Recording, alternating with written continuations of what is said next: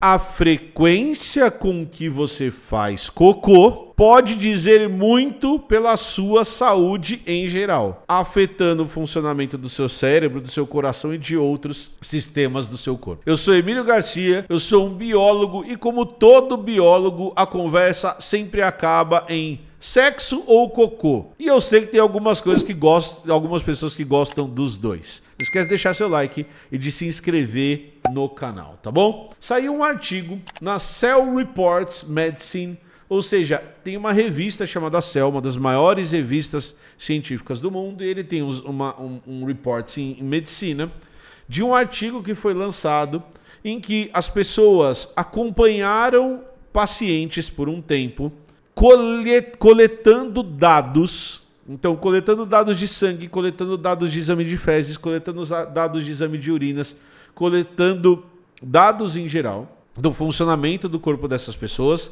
para tentar entender se a frequência com que as pessoas vão ao banheiro influencia na qualidade da saúde dessas pessoas. Então eu vou colocar o artigo aqui na tela para vocês verem. O artigo está na descrição. É um artigo de 16 de julho de 2024. E ele está falando sobre os movimentos da barriga, né? Aberrantes. Então eles estão falando da frequência. O que é discutido aqui é a frequência com que você faz cocô.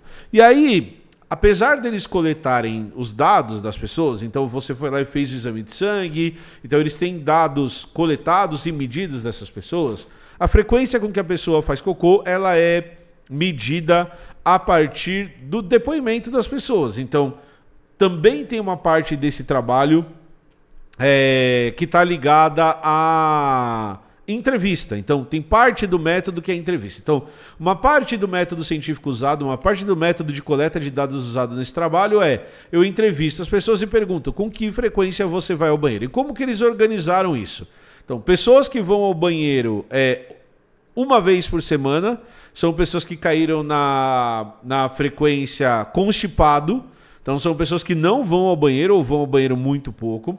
Pessoas que vão ao banheiro até 6 vezes por semana, ou seja, 2, 3, 4, 5 ou 6 vezes por semana, são as pessoas que têm uma baixa frequência de ida ao banheiro, de acordo com o trabalho, ao critério que eles colocaram. Pessoas que vão ao banheiro todos os dias ou 2 vezes por dia, são pessoas que têm um movimento regular e considerado bom de ida ao banheiro. E pessoas que vão ao banheiro com mais frequência, que têm um cocô muito líquido, são pessoas que foram consideradas com diarreia. Então eu tenho os dois extremos. Um extremo eu tenho pessoas que têm fezes muito líquidas e que têm algum problema em relação a isso. E o outro extremo eu tenho pessoas que vão ao banheiro muito pouco, tá? O que os pesquisadores, qual que é a conclusão dos pesquisadores em relação à frequência de ida ao banheiro?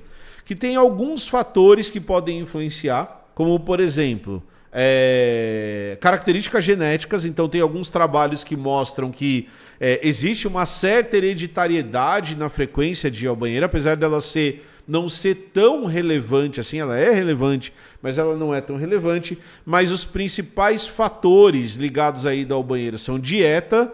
Então, a gente sabe que dietas pobres em fibra afetam a frequência de ida ao banheiro. Dietas muito gordurosas, com muitos ultraprocessados, tendem a fazer com que a gente vá menos ao banheiro. Então, ter fibra na dieta é fundamental para você ir ao banheiro.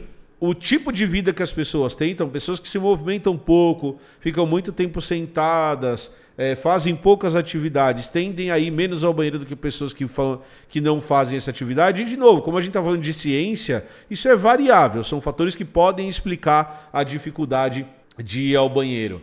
E também tem alguns fatores cognitivos. Então tem alguns trabalhos que mostram que tem pessoas que têm dificuldade de ir ao banheiro fora de casa, tem pessoas que têm dificuldade de frequentar o banheiro em algumas situações específicas, também podem atrapalhar a ida ao banheiro, tá bom? Mas o que Tá bom, dito isso, então você tem essa organização, qual que é o problema que os pesquisadores encontraram? Eles encontraram o aumento de uma substância, o indoxil sulfato, o sulfato de indoxil, que é uma substância que pode ser tóxica para os rins em pessoas que ficavam muito constipadas.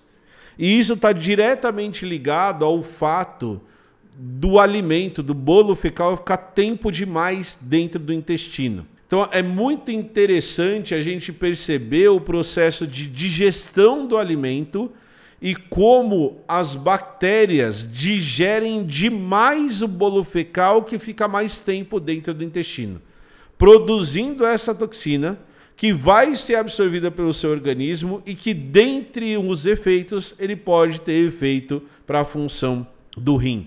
Então, é muito interessante a gente começar a entender que existem outros efeitos e esse é um direcionamento que a gente tem nesse trabalho. Então, a gente pode medir outras coisas e descobrir outras coisas ligadas ao mau funcionamento do intestino. Beleza?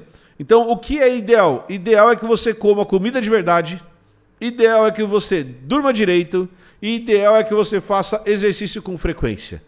Principalmente nesse caso que você faça exercício com frequência e que sua dieta seja variada e rica em tudo que você precisa, dentre essas coisas, fibras. Então é fundamental que a gente faça isso para garantir a nossa saúde e essa é mais uma evidência disso, tá bom? Dúvida honesta, a minha esposa é diabética e tem problemas de constipação. É acúmulo de problemas para os rins dela? Pode ser, Daniel. É claro que assim, ó, o cuidado que a gente tem que tomar, Daniel, é não ser determinista biológico.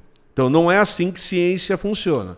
Então o que os pesquisadores descobriram? Eles descobriram que a quantidade de sulfato de indoxil no sangue das pessoas que têm intestino preso tende a ser maior.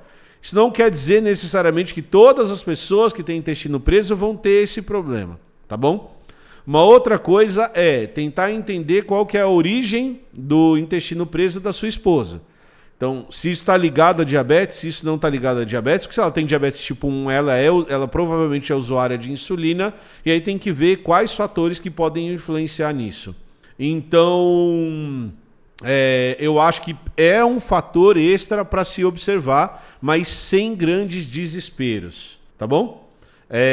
Então, sem grandes preocupações no sentido de, meu Deus, o que vai acontecer? Tem que prestar atenção nisso, mas acho que ela ter a gente lutar por uma dieta melhor para ter um cocô melhor ajuda. Eu espero que vocês tenham gostado do vídeo de hoje, espero que vocês continuem aqui no Blá. Não esquece de deixar seu like e de se inscrever no canal. E se você puder apoiar o Blá financeiramente, você pode ir no nosso Catarse ou no nosso Pix, que está aqui do lado, e fazer um apoio recorrente de 10, 20 reais pra gente, porque isso faz toda a diferença. Tá bom? Beijo, falou, valeu e tchau!